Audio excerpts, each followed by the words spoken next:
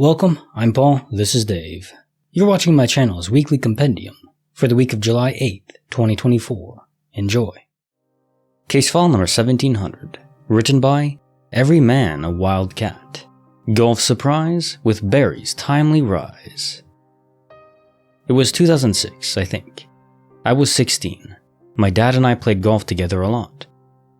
Usually at least once a week. We played an unfamiliar course one day, due to booking late and availability issues. We're from the Kansas City metro area, which most of you probably know lands right on the Kansas and Missouri state line. We're from Kansas, and typically play near where we live in the suburbs. But as I said, this particular day, we were forced to play a long way from our house, probably 20 miles, and on the Missouri side. So we get paired with a third guy. His name is Barry.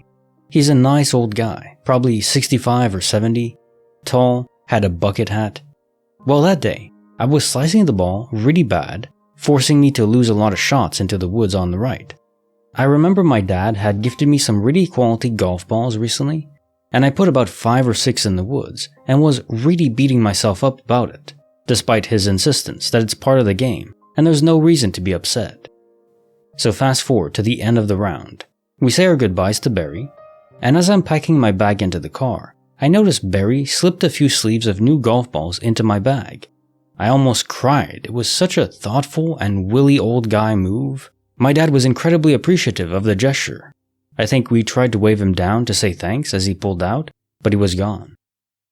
The next week, my dad hurt his back at the gym or work, I can't remember. And we took the rest of the summer off golf. Fast forward almost 10 months. We're finally playing our first round back together, and we booked a tee time at one of our favorite courses, much closer and more familiar to us. On the way there, I said to my dad, "Hey, wouldn't it be weird if we got paired with Barry again?" He just kinda looked at me with an odd expression and was like, "Well, yeah, that would be weird." He definitely thought it was just a really off-the-wall question. I mean, it was.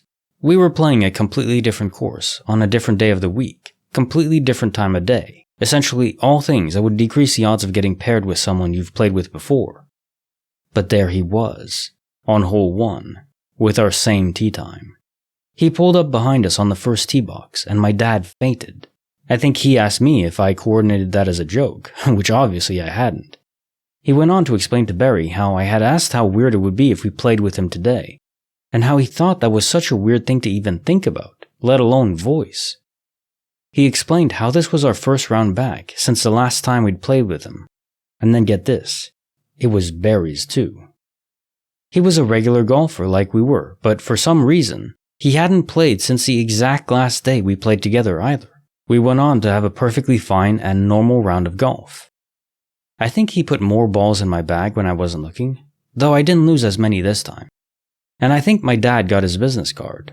Insurance salesman, maybe? We joked about how we needed to stick close to this man, because it seemed like fate that he was paired with us twice. If my dad was still alive, I bet he'd have that business card somewhere. I kinda wonder what old Barry is up to. I suppose you could chalk this up to the ultimate coincidence. But the amount of things working against coincidence is hard to buy. The time between these incidents, the fact that they were both our most recent golf outings, despite all parties being regular golfers, the courses being in completely different cities, 20 miles apart, and obviously the fact that I speculated at the very possibility. That is the most bizarre part to me. Case file number 1701, written by AGB5's Ocean, Anna's Necklace Bond from the Beyond. So I had been friends with this girl that I met on the internet since I was 12 years old. When we were 16, we finally got the chance to meet in person and spend a week together in a cabin. When we met, she gave me this handmade stone necklace. That necklace meant a lot to both of us, so I never once took it off. Fast forward about 6 months. I got close with a new group of friends, junior year of high school. They became my best friends, and still are to this day. One of the girls, Anna, mom had passed away unexpectedly before I got the chance to meet her. There was this railroad track bridge we used to jump off all the time after school. The first time I was about to jump, I felt my neck and worried that the necklace would fall off. I told myself it would be fine, and I would just put it in my bag after I got out of the water. I jumped, and immediately felt my neck after coming up. The necklace was gone, and I was pretty bummed about it. Fast forward another 6 months. I walk into Anna's grandma's house and the necklace is strung around her mom's urn above the fireplace. I lost my crap. I asked everyone who was in the house in the past 6 months if they put it there. Everyone said no, they thought one of us had put it there. While I was attempting to find out who put it there, we discovered that I received that necklace on the same exact day Anna's mom died, down to the same hour of the day. I never met her, but I have dreams a lot where she's trying to talk to Anna through me. Since then, my dad passed away, the same way she did. Substance overdose. Anna has a lot of dreams where my dad talks to me through her, even referencing things that only he and I have talked about. Not sure exactly what is making all of this possible, but I'm happy that it is. Hey, would you like 1 week of early access to my weekly and monthly compilations? If so, you can join the channel or over on Patreon. Check it out. Now onto the stories.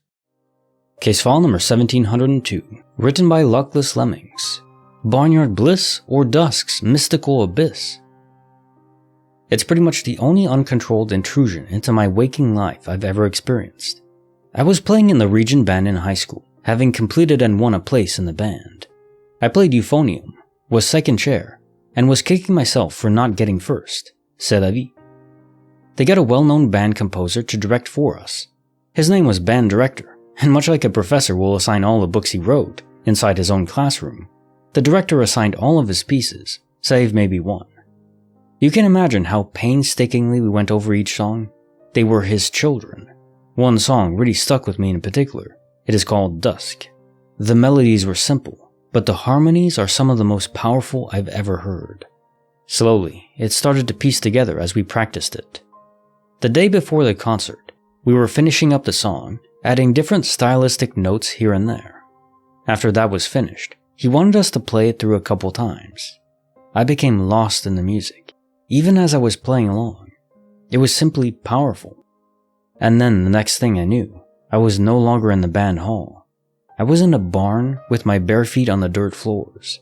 Every sense told me that the barn was real, even more real than the band hall where I was, because I was taking in all 5 senses at once. The air was cool, almost chilly, and everything felt lighter and cooler than it had before. I could feel my heart beating, not panicked or rapid, but strong. I reached out a hand to the door in the side of the barn, not the large ones, but the normal ones on the opposite sides. The walls were old wood, with cracks that allowed some reddish sunlight in. I opened the door, and the first thing I noticed was a woman with long blonde hair, sitting on the ground outside, facing away towards the sunset, which was straight ahead of me. I knew her. My gaze turned up towards the sunset, where she was looking. The sun was already past the edge of the world, so it was only red soaking the sky. But the most incredible thing to me was the wind. It cascaded incredibly powerfully throughout the wheat, which was stretched out as far as I could see. Endless stalks just waving back and forth. It came, and it's hard to describe this. The wind wrapped around me. It was cold and yet so good to be in. It brought a sharp life. Like taking a deep breath after you've been underwater for as long as you can. I can't remember if I stayed out there watching the view for minutes or if I came back within seconds. Still, there's almost no words to describe this. I've tried my best to do so. The whole experience happened within a few bars of the song. I believe I even continued playing while experiencing this for a bar or two. All I know is that if there is a heaven, I wouldn't be one bit disappointed if that was it. A few questions remain. I've never experienced anything like this before or since, at least during my waking hours. I have had strange instances also when I'm sleeping, although many things could be explained away. I completely understand that this could just be my imagination, but that's still saying something, isn't it? Isn't it amazing where your mind can take you if you just give it a chance? Unless we're careful to experience things, we may just see more worlds in our sleep and waking dreams than we ever do in real life. Case file number 1703, written by Alternative Sand 771. Johnny's Echo with a time travel memo. So as a bit of a backstory, I'm a boarding school counselor. I work with teens around 16. I've been working at it for 3 years now. Around 10 years back, I was around 20. I lived in the same city, not too far from the boarding school. One day, as I was working in retail, this kinda emo-looking teen walks in and instantly recognizes me. He called out my name, something along the lines of, "Oh my god, Liz, I didn't know you work here." Now I'm a person who has really good facial recognition, even though I'm terrible with names. But I had no idea who this kid was, so I just told him he must have gotten it wrong. He initially laughed like I was playing a joke on him and said something like, "Yeah right, it's me, Johnny. Do you have amnesia or something?" In a way that felt like he was really familiar with me. But when he realized I was serious, he got so disappointed and looked actually hurt, like there was no way I didn't know him, but didn't insist and just got what he came for and left. It really stuck with me for years because I felt so bad that I didn't recognize this kid that seemed really happy to see me and even knew my name. I was also sure I'd see him again since most people coming to shop there are locals. I wanted to ask him where he thought he knew me from, but I never did. It just struck me as really odd. A few weeks back, one of the kids had to leave boarding school since his family decided to move abroad, and since this is a very high demand boarding school, some days later, a new kid joined our group instead of him. Lo and behold, it's Johnny. Same kinda emo look, same name, same way of talking. I know it sounds like something years could distort, but I have no doubt it's the same kid. I remembered his name and look since I wondered about it every once in a while since. This, however, shouldn't be possible since he would have been around 10 years ago. We also grew really close really fast since we have a very similar background. I'm honestly just waiting for the day he comes back to school and says he saw me working in the store. Case file number 1704. Written by Perception OK 2758, The Hallway Glitch and a Mystery Switch. I've lived in my home for 10 years and decorate our foyer wall for every season and holiday. So like 40 times at a minimum that I've worked on this wall. It's a prominent but small wall, only 6 feet wide, and faces the front door. I'm a perfectionist and stress over things being centered, straight, balanced. So I go to change out the wall hanging and I'm centering it. But now there's a second light switch on the wall, one on the left and now one on the right. And it's not the same distance from the edges as the ones on the left, so it throws off things looking centered. If I had this problem every season and holiday for 10 years, I'd remember. I have a ton of pics of the wall from all of my decorating, and sure as hell, it's all in the same pics, and now everything looks off-center? Gets even weirder though. The switch turns on the upstairs hall light. Just last week, the upstairs hallway light stopped working, and I haven't gone around to changing the bulb. But it apparently wasn't the bulb because when I flipped the new switch, the hallway light came on. There's only one light in our house that has 2 switches that control it and have to be on for it to work. Never in 10 years has the upstairs hallway light not worked, and it has not been the bulb. I never had to explain to the kids about 2 switches for the hall light, like the one downstairs. So not only do I have a new light switch, but someone also randomly flipped it for the first time in 10 years, the same week I discovered it. It's just me and my adult son in the house, and I haven't even had company in forever. My son doesn't remember the switch either. It's right in the foyer, right when you walk in. This whole thing gives me this weird feeling. Like maybe I have some faint weird memory of it being there, but it also shocked me that there's a sensation like that switch has come and gone over the last 10 years. But I 100% know I've never used that switch and never had a time that changing the bulb upstairs didn't make it work again. Not once have I ever said, "The hallway light isn't working. Must be the downstairs switch." Not once, not ever. How was the first time I noticed it also the same week it's flipped and affects the light upstairs? So freaking weird. Case file number 1705, written by 1234. Strange Apparition and a Mother's Impossible Vision. This happened a few months ago. In early January, my wife and I were in the kitchen, prepping lunch and chatting. Our 5-year-old daughter was in the living room watching TV. No one else in the house. We live in a 2-bedroom apartment, and the layout of the house allows us to see a bit of the corridor and the hallway outside of the kitchen door. My wife was cutting up food, and I was sitting behind her. As we talked, she started to turn around to face me, but stopped midway, staring at the kitchen door. She froze up completely, and I remember asking, "What is it?" She let out a loud gasp, and then I instinctively looked towards the door as well. I saw a brief glimpse of what seemed like a person turning the corner towards the living room. It happened very fast, but I was sure I saw someone. I panicked. My immediate thought was, holy hell, someone broke in. My daughter's in the living room. The only thing I thought of doing was grabbing a knife and yelled at my wife to call the police. I rushed into the corridor and into the living room. In the living room, there was nothing. My kid was just sitting on the couch watching Bluey. She looked at me and asked, "What's up?" with a confused expression. Mind you, I had a knife in my hand and probably looked crazy. I tried to play it off and asked if she saw anyone come in the room. She hadn't, and was clueless about what I was talking about. I searched the living room and the rest of the house. No sign of a break-in, windows closed, and we live on the 3rd floor. If someone had tried to escape that way, they would have fallen really bad. I checked everywhere, wardrobes, behind curtains, the front door, nothing. No signs of entry, and the front door was totally closed. We didn't hear anyone come in or anything of the sort. This all happened within maybe 10 minutes. I went back to the kitchen, where my wife was crying. She had frozen up and didn't call the cops. I calmed her down. She got scared bad, and she couldn't even speak properly.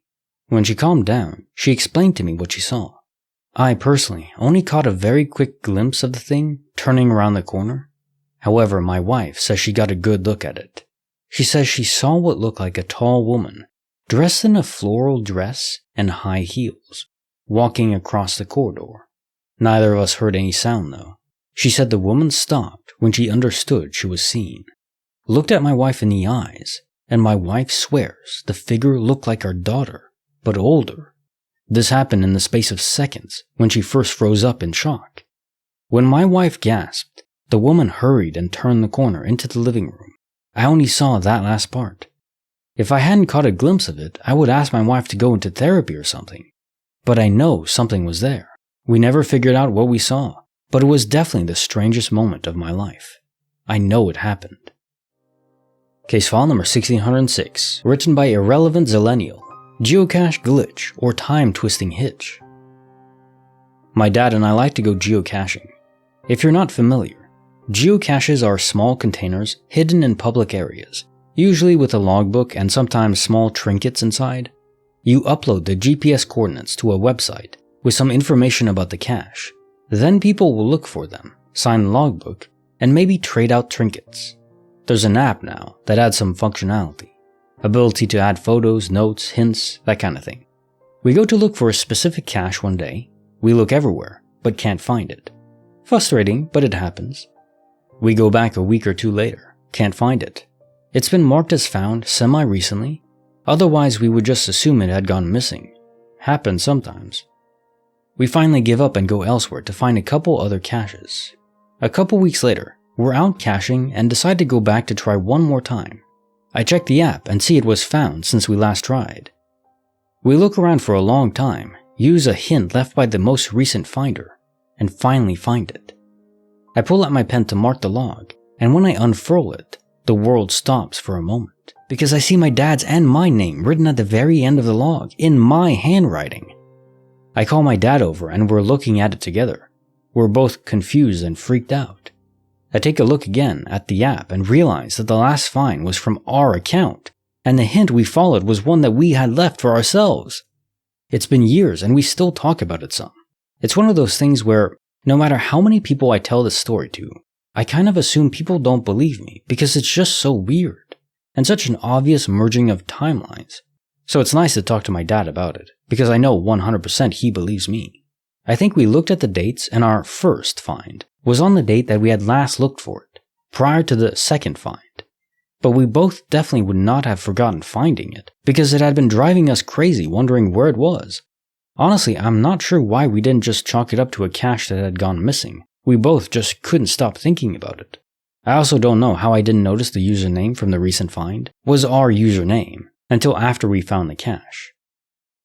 Case file number 1707, written by Blue-Eyed Magic, Candi's Reflection, and the Time Connection.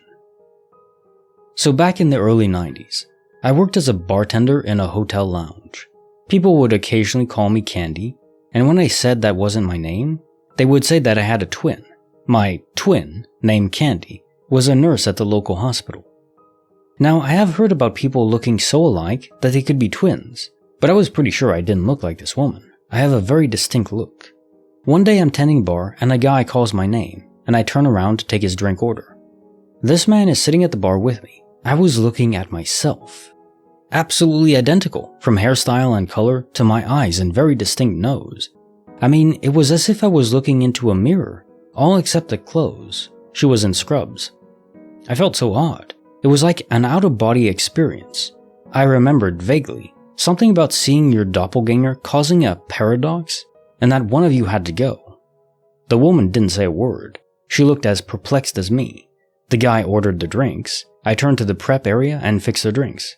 When I turned back, they were gone. I figured that this woman must have been the woman named Candi that I had been mistaken for. But man, when people said I had a twin, I never thought it would actually be my twin in the same town that I moved to. I double-checked, and my mom, as far as I know, did not give birth to twins. Even weirder part of this whole thing is that I ended up moving to a different town, becoming a nurse. I wonder if I didn't see my future self that day in the bar. Case file number 1708, written by Milo5432, Lip Gloss and Shopping Chaos. I was just in Dollar General shopping for some items. I placed my purse in the front of the compartment where I usually place it.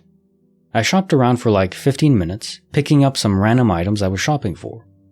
Some of them included different makeup items, specific lip gloss, shades, eyeshadow colors, etc., body soaps and specific bath bomb scents that I had picked out, some snacks and candies along with some grocery items. There's about 15 to 20 items total. So I go to the self-checkout and scan everything in my cart and bag it, then go to grab my purse. It's not there. I freak out for a minute thinking maybe I took it out. Did I leave it in one of the aisles? Or second-guessing myself, I thought, maybe I never brought it in the first place? So I tell one of the associates at the checkout counter that I may have left my bag in one of the aisles and asked him, can I leave my bag of scanned items at the self-checkout stand? Then I scanned for my purse in the aisles I went in before. I literally walk a few feet away and see another cart sitting right around the corner with my purse in it in the front compartment. The cart is full of the same items that I had just scanned and placed into my bag from the other cart, the one I brought up to the checkout with me. Literally all the same items down to the same shades of lip glosses, eyeshadows, same exact soaps and candies and groceries. I started freaking out and pulled this cart over to my other one at the self-checkout just to compare the items because I was just in a state of disbelief. And it's all the same items that I had just scanned. I just don't get it. How were those two carts full of my exact items that I had picked out? And how had I ended up with the other cart without my purse in it when I got to the self-checkout, when I never stepped away from my cart while I was shopping? I mean, if I had accidentally grabbed someone else's cart in the aisles and brought that one up instead of my own, that would make sense. But this cart I ended up with had all the same items that my other one had, down to the lip gloss shades and everything. Case file number 1709, written by Aramasi, Randy and Lily, and the Unopened Box of Eternal Mystery. When I was younger, most likely 6 or 7 years old, I can distinctly remember playing with a few of the other children in my neighborhood, doing things like drawing with chalk and playing tag, simple games that we played in our cul-de-sac.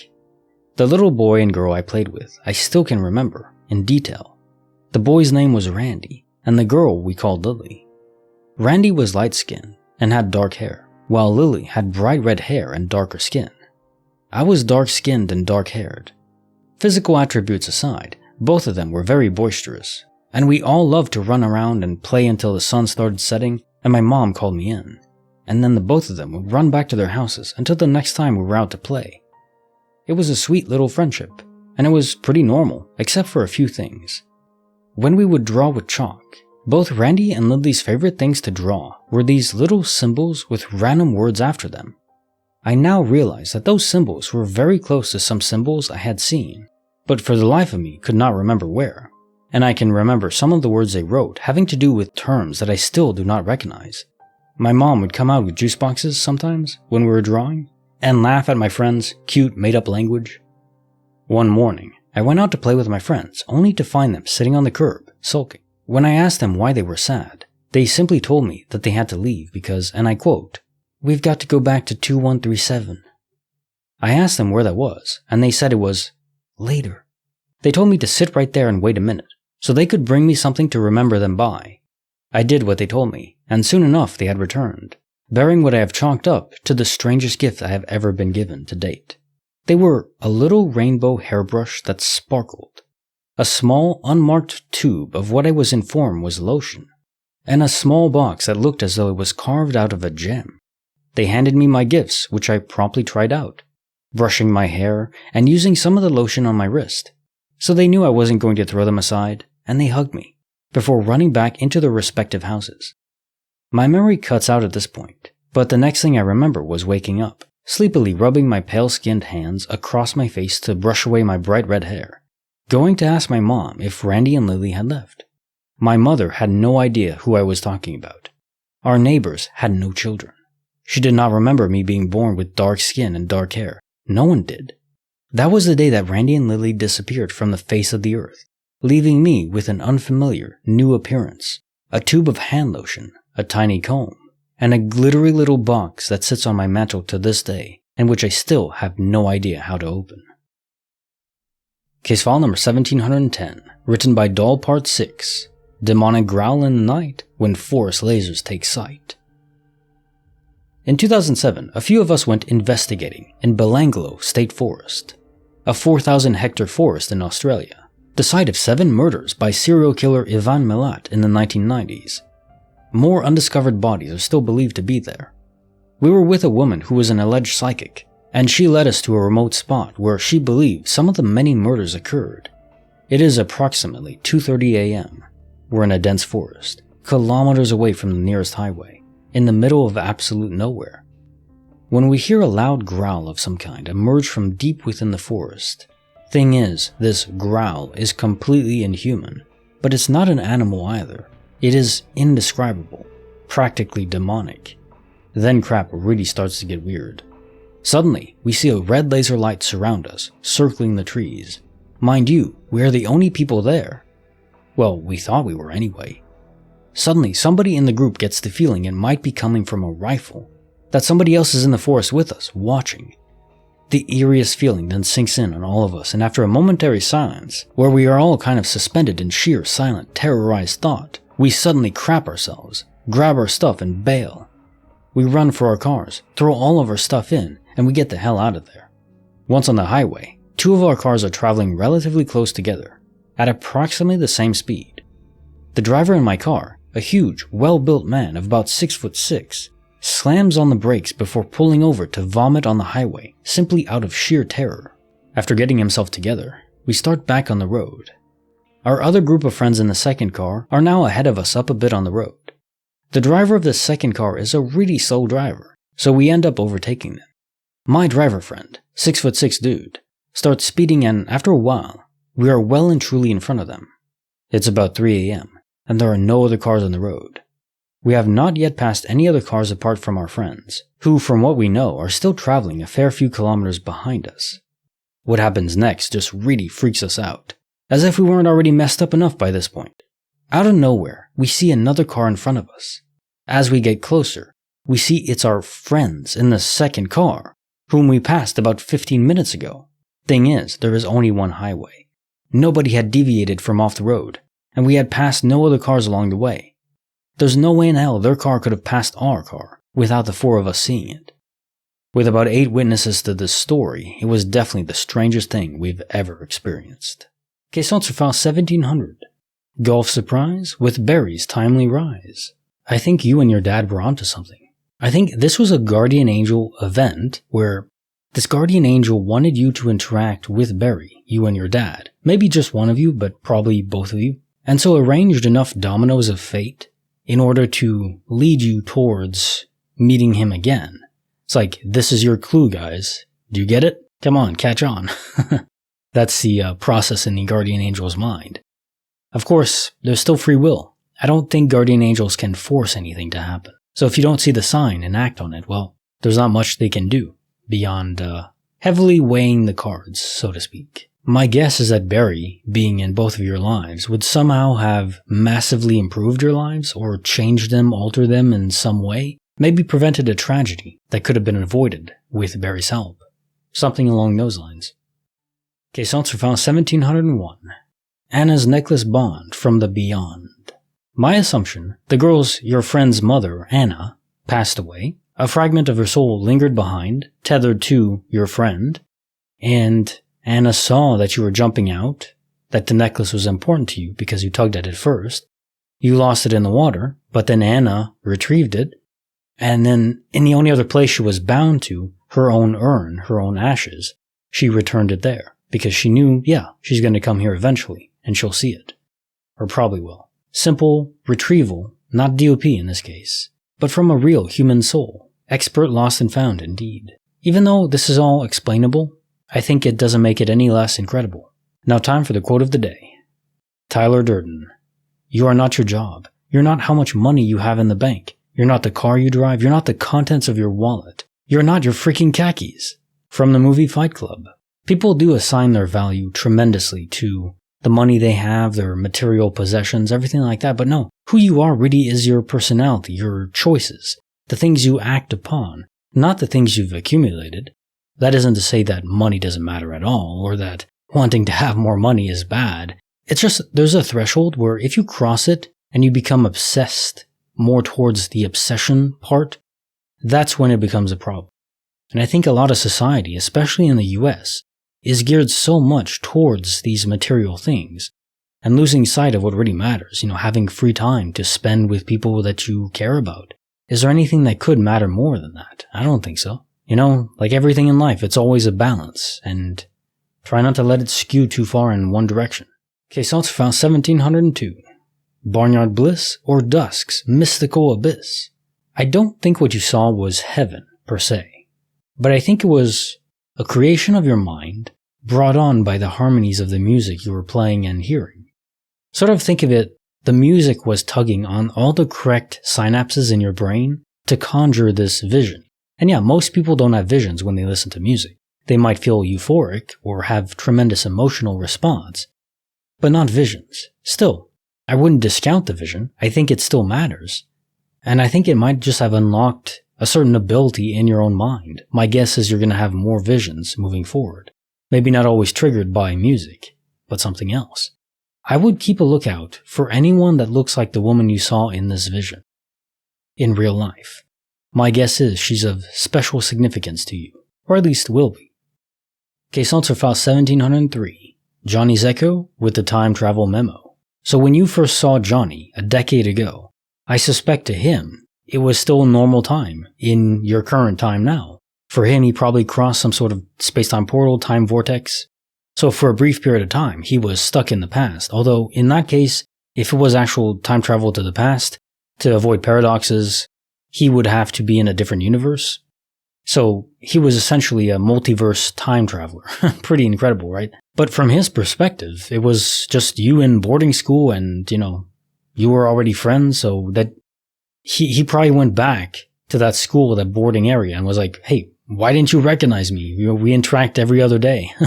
In what original universe, without this time influence, did you get to know Johnny? Were you always sort of destined to? Again, I don't believe in destiny, but it is interesting. Without the catalyst of seeing this person back in the day, why would you become friends with him later on? Maybe that is just the original catalyst and, everything else is a time loop, sort of. A multiverse time loop. Now time for the quote of the day. Phil Connors. When Chekhov saw the long winter, he saw a winter bleak and dark and bereft of hope.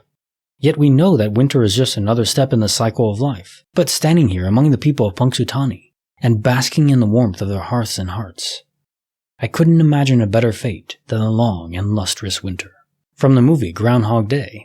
Well, if anyone here is a regular, you'll know that I love winter. I don't like the sun, I get migraines from the sun, I love cold weather, the absence of bugs. Anyone who likes summer is strange to me. I mean, I get, being outside, shirt off, going in the lake or something, sure, that's fine.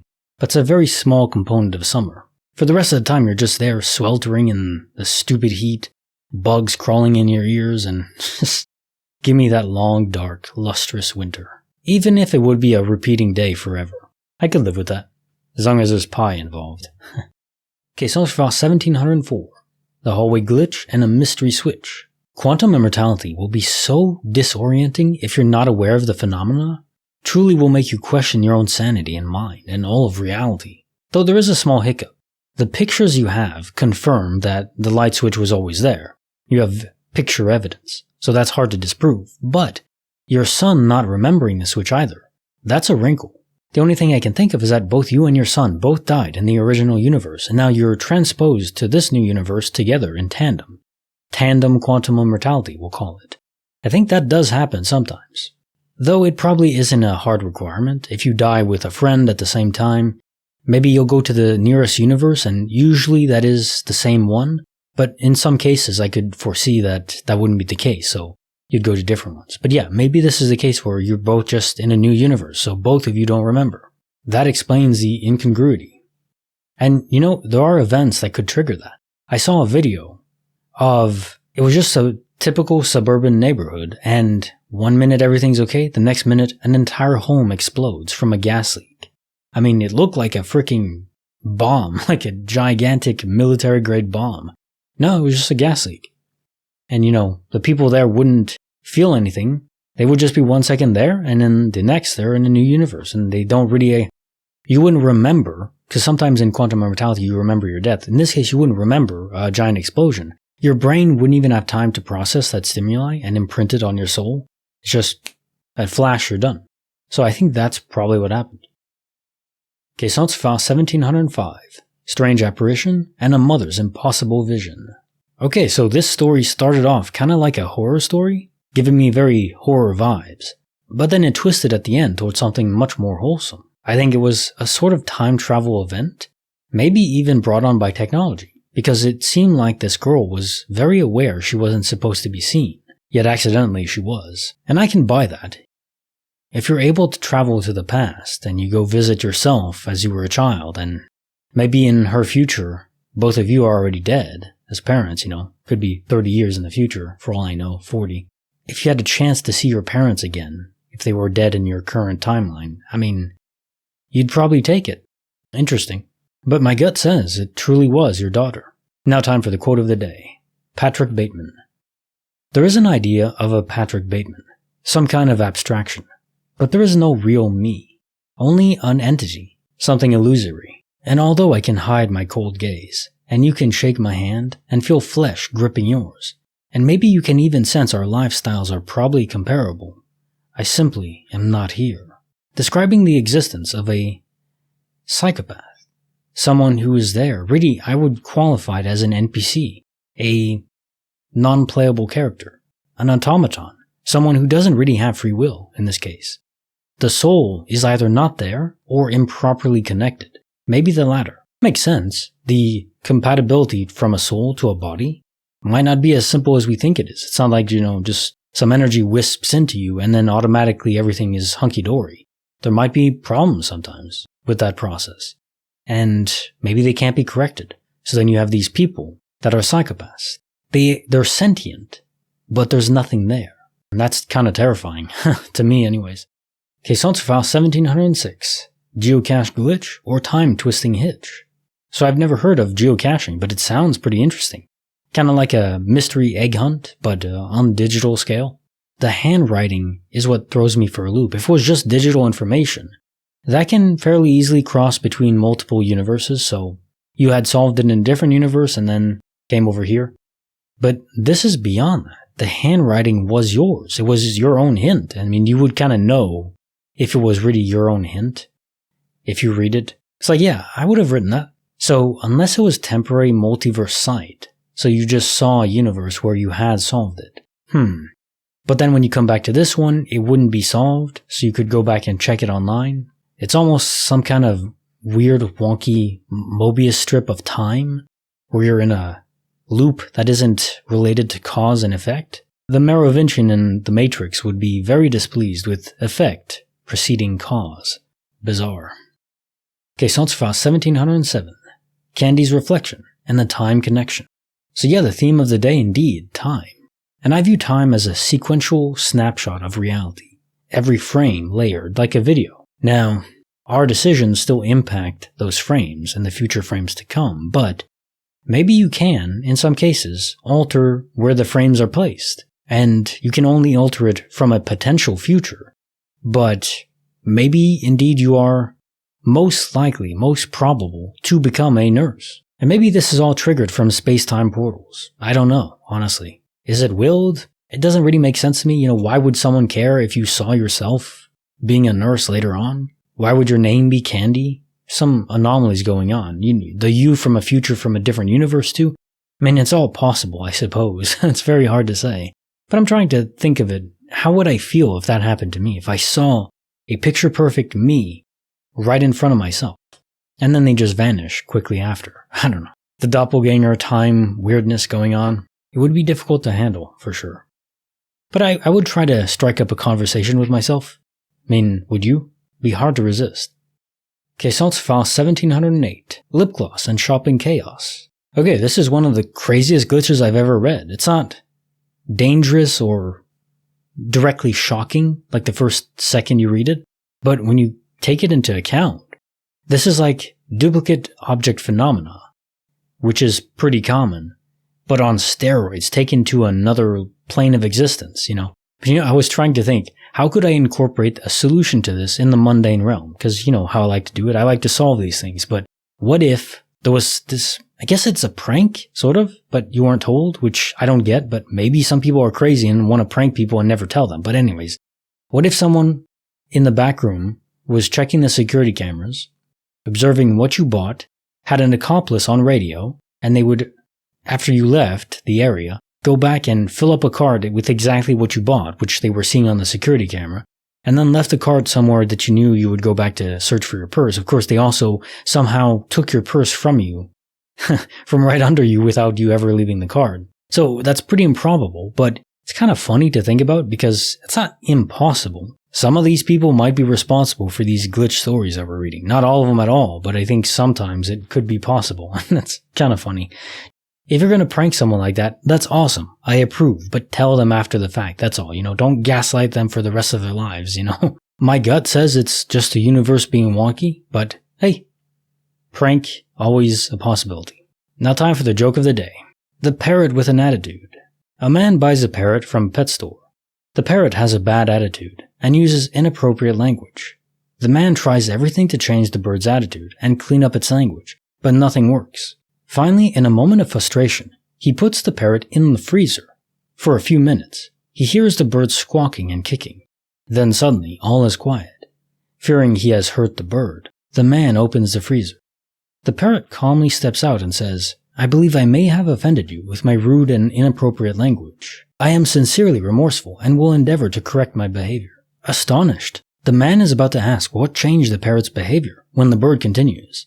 "May I ask, what did the chicken do?" The first time I read this, it's so perfect. Yeah. The chicken is in the freezer, dead. The chicken bird, and I don't want to be dead too. Don't eat me. Don't eat me. Case notes for file 1709. Randy Lilly and the unopened box of eternal mystery. Now I need to know what the hell is inside that eternal mystery sparkling box. From these childlike time travelers, or dare I say, aliens? But seriously, I would have to smash this box open. No lie. Maybe you tried and it's just so durable you can't break it open? With anything known to man? Because it's not made by mankind? Or maybe made by us in the way distant future? It's so strange, because if time travel is technologically possible in the future, you would think it would be very difficult to do, regulated. But given, to avoid paradoxes, you're going back in time to a different universe, technically you can't directly affect your own original timeline, so maybe no one cares because of that? You could mess up other timelines though, but I guess it's not your own, so who cares?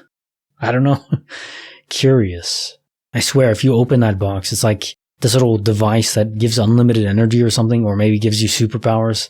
I would freaking go ripped from swinging a sledgehammer on it to eventually break it open. Has to work sometime. Okay, so it's for file 1710. Demonic growl in the night when forest lasers take sight. Nope. I am with your giant friend. Book it out of there instantaneously. The car catching up probably was just a coincidental space-time portal. I don't think it's related to the haunting forest area. But another thing I've been wondering about. Just death, just having remains in an area isn't enough. There's a road in Russia where prisoners were used to build it. I forgot the name of it. It's called the Road of Bones, though colloquially known as, because so many people died building it that they literally buried their remains inside the foundation of the road. So, you're driving over thousands of people's dead bodies, their skeletons, under the road. But yet, I don't think there's any accounts, or very sparingly, of people being haunted or anything weird going on that road. So human remains are not enough. There's some other catalyst involved in an area being haunted after the fact of a gruesome death. I don't know what it is. Maybe it does involve murder, because I don't think people on the road were murdered. They just died of exhaustion and, disease and stuff like that. So maybe murder is required. Now time for the joke of the day. The Genie and the Three Wishes. A man stumbles upon an old lamp in his attic, and when he rubs it, a genie appears. The genie says, "I will grant you 3 wishes, but whatever you wish for, your ex-wife will get double." The man agrees and makes his first wish.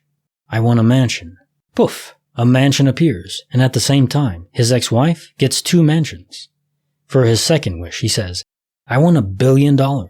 Poof! $1 billion appear, and his ex-wife gets $2 billion. For his third and final wish, he thinks long and hard.